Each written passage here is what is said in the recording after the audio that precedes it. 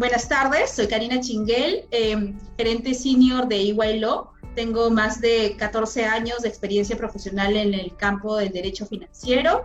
Esta vez vamos a hablar sobre los FIBRA, sus ventajas, sus beneficios y sus principales características, gracias a una invitación gentil del portal Dimensión Mercantil.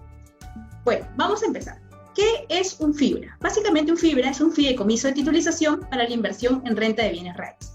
Básicamente es un fideicomiso, es un tipo de fideicomiso de titulización. ¿Y qué es un fideicomiso de titulización? Es un proceso por el cual una persona, que se llama fideicomitente, o un conjunto de personas transfieren un conjunto de activos a un fiduciario para que éste constituya un patrimonio fideicomitido. Con cargo a este patrimonio fideicomitido se van a emitir certificados de participación que van a ser suscritos y adquiridos por los inversionistas en el mercado de valores.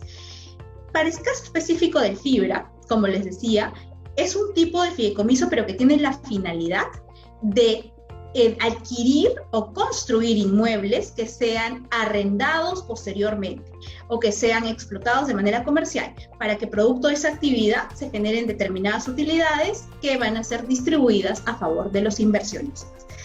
Básicamente, para que un patrimonio fideicomitido constituye un FIBRA, de acuerdo con la Ley de Mercado de Valores y el Reglamento de Procesos de Titulización de Activos, debe de cumplir con 4 requisitos legales. Si no cumple uno de ellos, pierde su calidad de FIBRA y los beneficios que están detrás de estas estructuras. La primera es vinculada a que los certificados de participación que se emiten tengan que ser colocados por oferta pública al menos a 10 inversionistas no vinculados. La segunda característica es que al menos el 70% de los activos del patrimonio del FIBRA deben de ser invertidos en activos inmobiliarios. Esos activos inmobiliarios pueden ser de diferente tipo, pues, por ejemplo, en edificios de oficinas, en centros comerciales, en inmuebles logísticos, industriales que luego se arrendan, ¿no? Porque la idea es que produzcan renta. El tercer requisito es que los activos remanentes del patrimonio estén invertidos en inversiones muy líquidas, como por ejemplo en depósitos bancarios, en bonos soberanos del gobierno peruano. Y el cuarto y último requisito, pero uno de los más importantes, es que por la norma, al menos una vez al año se deba distribuir al menos el 95% de la utilidad neta distribuible del patrimonio fideicomitido que he obtenido en el ejercicio. Eso es fundamental para aquellas personas que deciden comprar estos certificados, porque definitivamente si se genera una utilidad, al menos el 95% va a ser distribuido a favor de los inversionistas. Ahora, ¿cuál es el rol de estas estructuras en el mercado de valores? Básicamente es un rol dinamizador del mercado de valores y del sector inmobiliario que está asociado a estas estructuras. Fundamentalmente tiene dos funciones. Desde el punto de vista de los inversionistas, es un mecanismo adicional de inversión que le permite al inversionista hacer una inversión en el sector inmobiliario que de pronto no podría hacer de manera directa comprando un inmueble por el costo que tiene, ya que los certificados de participación tienen un costo menor. Y desde el lado de las empresas que estructuran estos mecanismos, es un mecanismo de financiamiento adicional a largo plazo que les permite de alguna manera tener recursos para iniciar sus nuevos proyectos y también acceder a diversos beneficios tributarios que más adelante explicaremos. Bueno, en el caso de los beneficios, tienen múltiples beneficios desde el lado del inversionista y desde el lado de las empresas que estructuran estos FIBRA. En primer lugar, desde el lado del inversionista, como mencioné en la pregunta anterior, básicamente tienen acceso a una distribución de las utilidades por la norma, que los exige así. Por otro lado, tienen acceso los inversionistas a diversificar su portafolio de inversiones. Muchos de los inversionistas invierten en el banco, invierten en el mercado de valores, invierten directamente en algunos activos, de alguna manera, en este caso, por ejemplo, inmobiliarios, pero este es un mecanismo adicional que les permite tener estas distribuciones de utilidades. Por otro lado, una cosa muy importante es que los certificados de participación, su valor de los certificados, que inicialmente puede ser de $10, $100, el valor de esos certificados se puede ir apreciando en el tiempo conforme los inmuebles que componen el patrimonio fideicometido se van apreciando, ¿no? Entonces, el valor en el mercado de valores de ese certificado no necesariamente es su valor nominal, puede incrementar su valor en el mercado de valores conforme van aumentando de precio los inmuebles que componen el patrimonio. Otro punto súper importante es que si yo soy inversionista y tengo un certificado de participación y quiero venderlo posteriormente a un precio mayor porque el patrimonio ha crecido, entonces lo puedo hacer a través del mercado secundario, a través de la Bolsa de Valores de Lima. Es una inversión que tiene liquidez suficiente para convertirse en dinero en el momento que tú quieras salir de esta inversión y venderlo en el mercado secundario en la Bolsa de Valores. Súper importante. Otro punto importante para el inversionista es la seguridad de esa inversión, ya que, como les comenté anticipadamente, estos fibras son de alguna manera administrados por una sociedad titulizadora que está bajo la supervisión del órgano regulador, que es la Superintendencia del Mercado de Valores, o SMB, ¿no? Lo cual le exige al administrador tener ciertos estándares de revelación de información vinculada al patrimonio. El inversionista siempre va a saber cómo están los estados financieros del patrimonio, porque van a estar publicados en la página web de la SMB, y van a revelarse todos los hechos de importancia vinculados al patrimonio. Entonces, el inversionista va a estar constantemente informado respecto de las actividades del patrimonio, del patrimonio fideicometido FIBRA. Desde el lado de las empresas, tienen también múltiples beneficios, como por ejemplo, como les mencionaba anteriormente, les da la posibilidad de no perder el control de sus inmuebles. ¿Por qué? Porque si bien es cierto, esas empresas, que pueden ser unas empresas que tienen un gran portafolio de activos inmobiliarios y quieren transferirlos a estos patrimonios para que generen renta, no necesariamente esa transferencia puede implicar una pérdida del control total de esos inmuebles, sino que como estas estructuras son bastante flexibles, la empresa original de la propiedad de esos inmuebles puede mantener el control si participa en la estructura organizativa del FIBRA. Puede participar el fideicomitente como parte del comité técnico del FIBRA o como el administrador del FIBRA. La norma lo permite, con lo cual tienes un fideicomitente que tiene acceso a un financiamiento porque vende las cuotas de participación en el mercado de valores y además mantiene el control de sus activos inmobiliarios. Es súper importante. Luego lo otro es los beneficios tributarios que tiene. Acordémonos que existe el impuesto a la alcabala. Toda transferencia de inmuebles está grabada con el impuesto a la alcabala, pero en este caso el aporte o la transferencia de inmueble que haga el fideicomitente para la constitución de ese patrimonio no va a estar grabado con el impuesto a la alcabala porque se considera que no es una transferencia de propiedad, es una transferencia en dominio fiduciario. Luego también tiene el beneficio del diferimiento del impuesto a la renta, lo cual es súper importante para estas estructuras. Como les decía, adicionalmente, esto es una inversión adicional y complementaria a largo plazo para la empresa.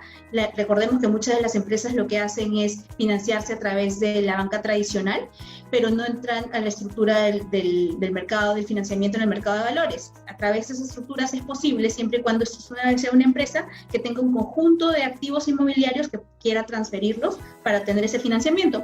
O también otros tipos de empresas que entran a realizar esas estructuras son empresas que conocen muy bien cómo funciona el sector inmobiliario. O sea, son expertos en la gestión de esos activos. No tienen dentro de su patrimonio activos inmobiliarios que producen renta, pero sí conocen cuáles son esos activos que tienen la capacidad de generar renta a largo plazo. Porque están estudiando el mercado inmobiliario, porque saben que, por ejemplo, actualmente en un mercado en crisis existen activos resilientes que, si bien es cierto, de alguna manera la economía viene producto de la crisis, ha ido decreciendo. Hay algunos activos inmobiliarios que, a diferencia de la tendencia de crecimiento de la economía van aumentando, porque, por ejemplo, estamos hablando de los inmuebles que se dedican al almacén, ¿no? Ahora con la avenida del e-commerce, muchos han migrado de ir a la tienda por departamento a comprar sus restos a hacerlo de manera online. Entonces las empresas lo que hacen es tener grandes almacenes, tener ahí los productos y directamente del almacén al cliente. Con lo cual las inversiones en estos activos resilientes, que son básicamente almacenes, inmuebles logísticos, han aumentado de valor y son unos excelentes productores de renta, porque básicamente los almacenes, no todas las empresas que trabajan en el rubro de almacén son dueñas de esas empresas, sino que las alquilan, y entonces sería una inversión importante para el FIBRA. ¿Y cuál es su relación con el FIRBI? Es súper importante eso, porque en muchos webinars estamos viendo en el mercado que básicamente siempre se mencionan las FIBRA y los FIRBI. Los FIRBI son estructuras también de financiamiento similares a los FIBRA, pero jurídicamente tienen la forma de fondos de inversión.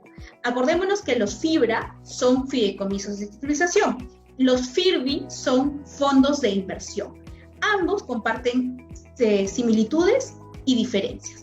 Las principales similitudes es que tanto el FIBRA como el FIRBI son patrimonios autónomos y que se constituye con una serie de alguna manera, de aportes. En el caso de los FIRBI, de los fondos de inversión, el patrimonio autónomo se constituye con aportes de diferentes personas naturales o jurídicas que constituyen un fondo común para comprar inmuebles productores de renta o construir inmuebles productores de renta. Esas son de alguna manera las principales similitudes. Las finalidades son las mismas de los dos patrimonios autónomos, pero jurídicamente la diferencia es que estamos hablando en el caso del FIRBI, de un fondo de inversión, y que está administrado de acuerdo con, en este caso, con la ley de fondos de inversión y su reglamento, por las sociedades administradoras de fondos de inversión. En el caso de los FIBRA, están administrados por las sociedades titulizadoras.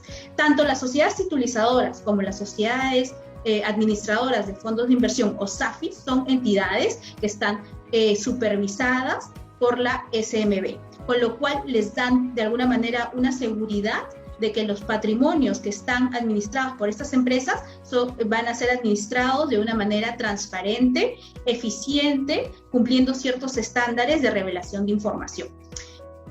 Adicionalmente, tiene similitudes con el FIBRA en cuestión a los requisitos. Tienen los mismos 4 requisitos que les mencioné anteriormente para tener la condición de FIBRA. En el caso de los FIRBI también tienen esos mismos requisitos. Básicamente que sus cuotas de participación sean colocadas por oferta pública. En el caso de los FIRBI, acuérdense que sus cuotas de participación pueden ser emitidos por oferta privada o por oferta pública, pero para los FIRBI, única y exclusivamente sus cuotas de participación tienen que ser colocados por oferta pública. Luego también la segunda característica es que el patrimonio autónomo del fondo de inversión FIRBI tiene que ser al menos compuesto por el 70% de activos inmobiliarios. Sus activos remanentes deben de ser líquidos, como los del FIBRA, en depósitos bancarios, y también tienen el mismo requisito del FIBRA vinculado a que al menos una vez al año tengan que distribuir utilidades en un porcentaje de al menos el 95% de las utilidades del ejercicio. ¿Cuáles son las principales diferencias entre un FIBRA y un FIRBI? Fundamentalmente están con relación a los activos que pueden comprar. Los dos pueden comprar inmuebles, pero en el caso de los FIBRA pueden comprar inmuebles tanto ubicados en el Perú como ubicados en el extranjero. En el caso de los FIRBI, solamente pueden invertir en adquirir o construir inmuebles ubicados en el Perú. Adicionalmente, tienen diferencias en cuestión a su estructura organizativa.